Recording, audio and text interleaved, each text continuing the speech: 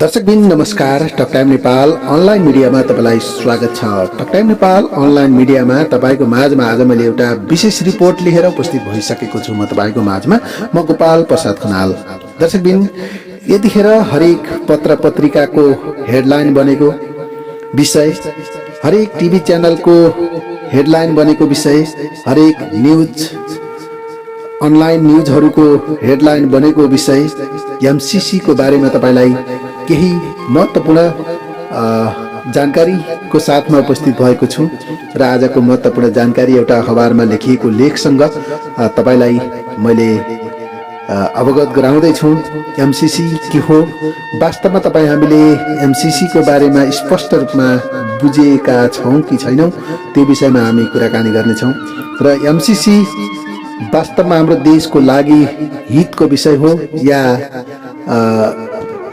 त्यो एउटा देशको लागि घातको विषय हो भन्ने कुरा हामीले पक्कै पनि चर्चा गर्ने नै छौं।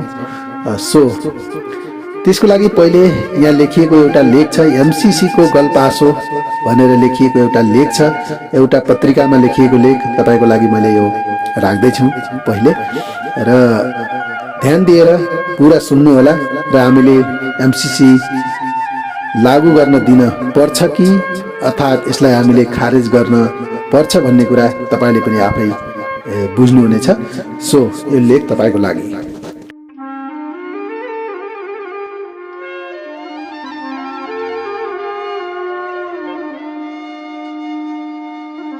एमसीसी टेबल हुने र पारित हुने प्रबल सम्भावना बढेबाट नेपाल डरलाग्दो गरी भू राजनीतिक दाउपेचको त्रिकोणात्मक संघर्षको चपेटामा फस्ने खतरा बढेर गएको देखिन्छ।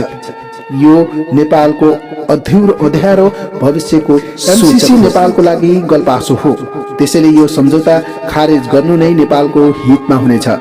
एमसीसी इन्डो पेसिफिक स्ट्राटेजीकै एउटा अंग हो भन्ने कुरामा दुईविधा हुन पर्दैन।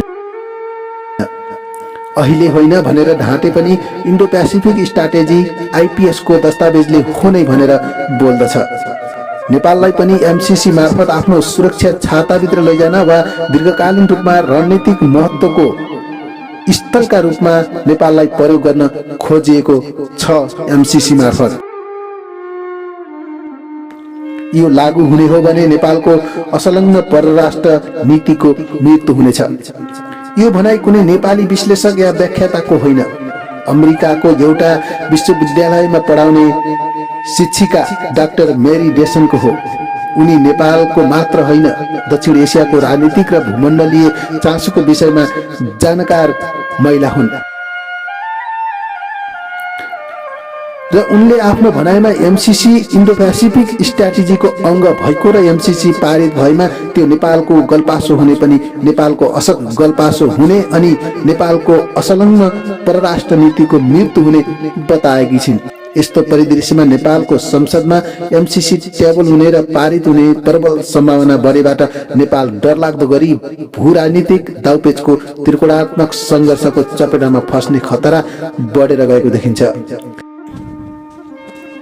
नेपाली राजनीतिको परराष्ट्र मामिलामा अपनाइने कूटनीतिक आधार छिमेक मामिलामा समुदायिक सिद्धान्त र अन्तर्राष्ट्रिय मामिलामा असंलग्न परराष्ट्र नीति हो। भारतबाट अंग्रेजहरूको पलायन पश्चात नेपालको राजनीतिमा भारतीय प्रभावले व्यापकता पाउँदै गयो।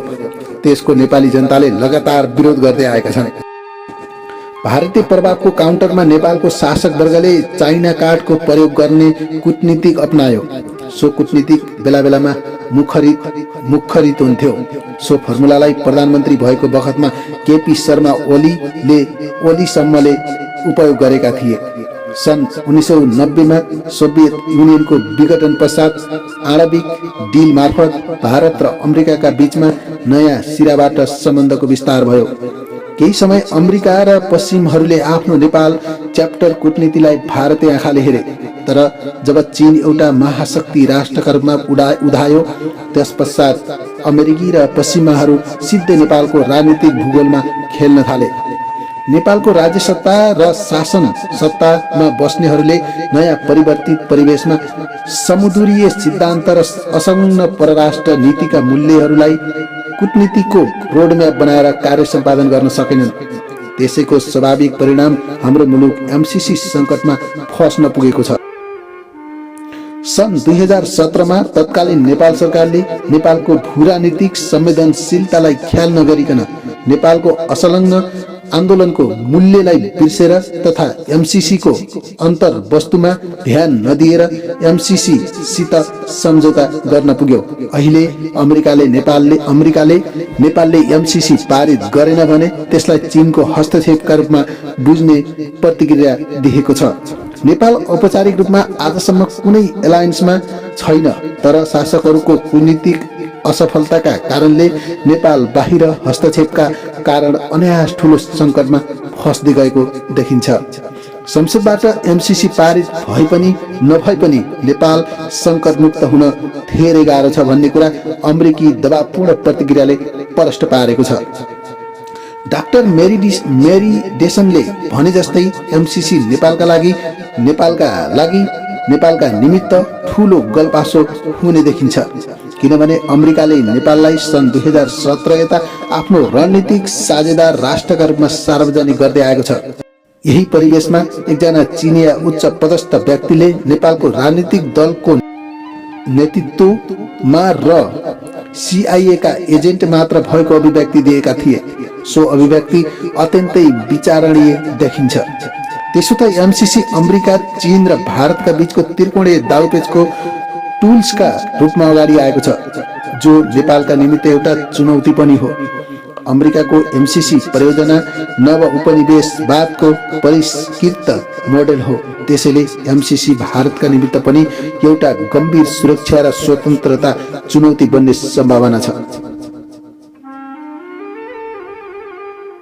त्यसैले एमसीसी भारतका निमित्त पनि एउटा गम्भीर सुरक्षा र स्वतन्त्रताको चुनौती बन्ने सम्भावना छ। नेहरू कालमा तत्कालीन समाजवादी सोभियत संघसित कायम भएको सुमधुर सम्बन्धको पर्याय अमेरिका कदापि बन्न सक्दैन। आज इतिहास खराखरी बोलिरहेको छ कि अमेरिकालाई स्पेस दिएको कुनै पनि मुलुक शान्त र सुखी छैनन्। त्यसैले नेपालको एमसीसी दक्षिण एसियाकै निमित्त भालुको कम्पट बन्ने सम्भावना प्रबल देखिन्छ। अमेरिकाले भारतमा कोरोना विरुद्धको खोप निर्माणका निमित्त आवश्यक पर्ने कच्चा पदार्थ आयातमा रोक लगायो। रुससित भारतले गरेको कैयन सुरक्षा सम्बन्धहरूमा प्रश्न उठाइरहेको छ। भारत तत्काल चीन विरोधी पिल्लरका रूपमा उभिन इच्छुक छैन, तर अमेरिका र पश्चिममा मुलुकहरूले अत्यन्त कूटनीतिक ढङ्गले भारतलाई लगातार दबाब दिइरहेका छन्। केही वर्षदेखि नै पश्चिमाहरूले दक्षिण एसियाको मानचित्र बदल्ने उद्घोषका साथ अस्मितावादी राजनीतिको फर्मुला निर्यात गरिरहेका छन्।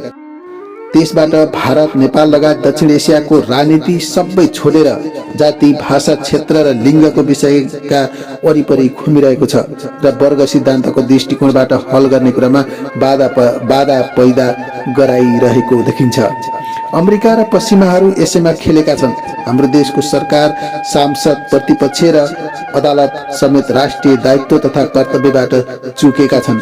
आफूलाई अब्बल प्रजातान्त्रिक ठान्ने पार्टी खुरुखुरु अमेरिकन अम्ब्रेलामा छिरेको छ।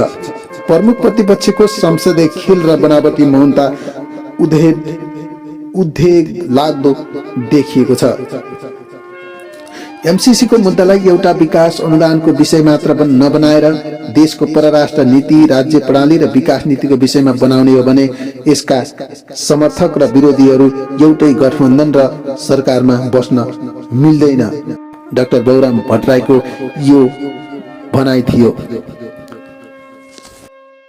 त्यस्तै गरेर काठमाडौँमा सत्ता साझेदार दलहरू बीच नै सहमति हुनै नसक्दा प्रतिनिधि सभाको बैठकमा अमेरिकी सहयोग परियोजना मिलेनियम च्यालेन्ज कर्पोरेसन एमसीसी सम्झौता टेबल हुन सकिराखेको छैन। एमसीसी अनुमोदनको प्रस्तावलाई कार्यसूचीमा राख्ने नराख्ने विषयमा सभामुख अग्निप्रसाद सापकोटाको अध्यक्षतामा बसेको कार्यव्यवस्था परामर्श समितिको बैठकमा सत्ता गठबन्धन भित्रै 2 थरी मत आएपछि संसदमा पेश नगर्ने स्थिति बनेको देखिन्छ। नेकपा माओवादी केन्द्र र नेकपा एकीकृत समाजवादीका नेताहरूले यस प्रकारको राष्ट्रिय विषयमा प्रमुख प्रतिपक्ष नेकपा एमालेलाई सहमति नलिई अघि नबढ्ने विगतको अभ्यासलाई ध्यानमा राखेर निर्णयमा पुग्नुपर्ने बताएका थिए। प्रतिपक्षलाई विश्वासमा लिएर नजाँदा लोकतन्त्र डिलेर हुने उनीहरूको तर्क थियो। दर्शकबिन, यो एमसीसी को बारेमा छोटो जानकारी मैले तपाईको माझमा राखिसकेको छु। आउँदो दिनमा हामीले यसलाई फोकस गरेर विभिन्न पत्र पत्रिकामा अनलाइन माध्यमहरुमा आउने विभिन्न न्यूजहरुलाई लिएर तपाईको माझमा आइ नै रहनेछौँ। अहिलेलाई भने तपाईको माझबाट यो रिपोर्ट राख्दै बिदा हुने अनुमति माग्छु। बाइ बाइ अनि जय नेपाल।